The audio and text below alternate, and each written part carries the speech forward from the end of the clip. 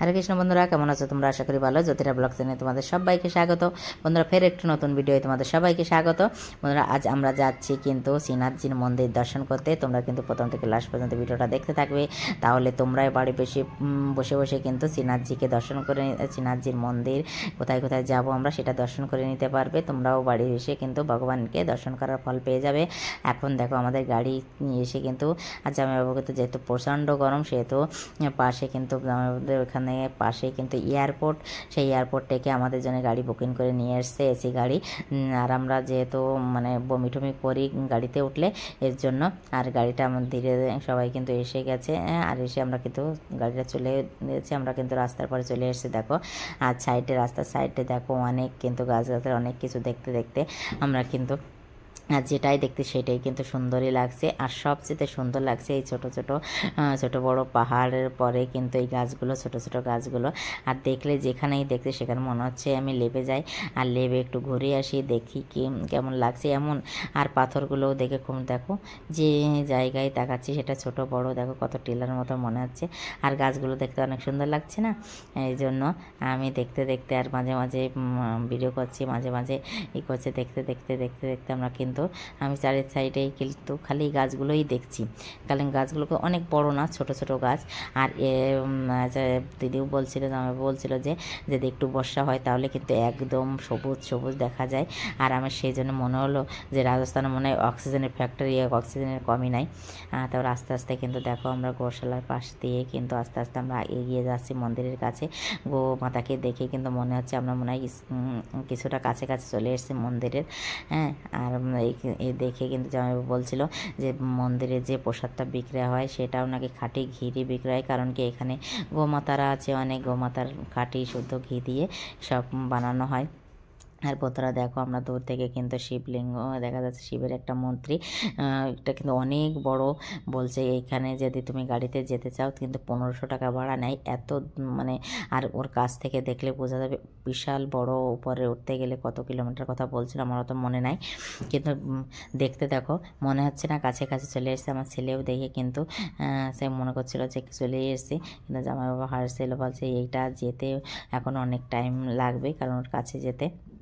আমরা দূর থেকে ঘুরে ঘুরে, আর এটা খালি আমরা তো 3-4 কিলোমিটার মানে ওইখান থেকে দেখতে পেলাম, কিন্তু যারা যারা উঁচু থেকে দেখে তারা কিন্তু প্রায় 15 কিলোমিটার 20 কিলোমিটার দূর থেকে দেখা যায় এটাকে।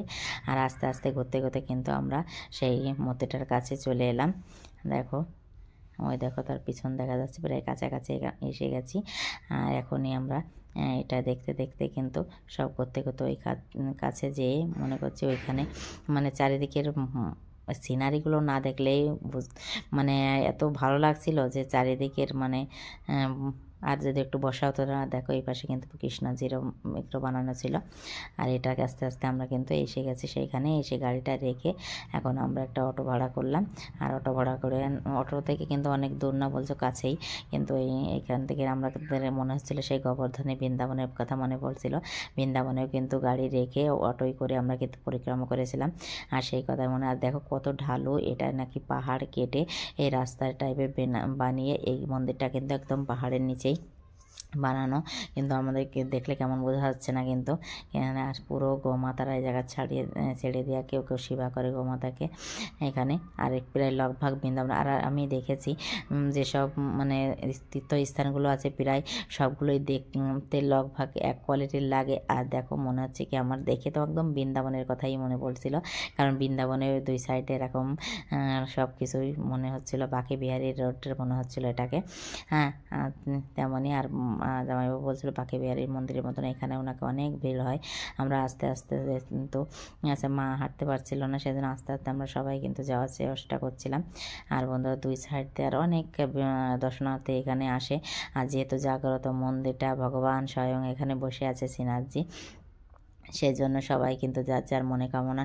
আর জামাইবাবু একটা গল্প বলছিল, বলছে অনেক মানে যেমন বড় বড় আছে না যারা ব্যবসা করে এই করে, তারা কিন্তু অনেক অনেক কিছু প্রার্থনা করে যায় ভগবানের শ্রীনাথজির কাছে।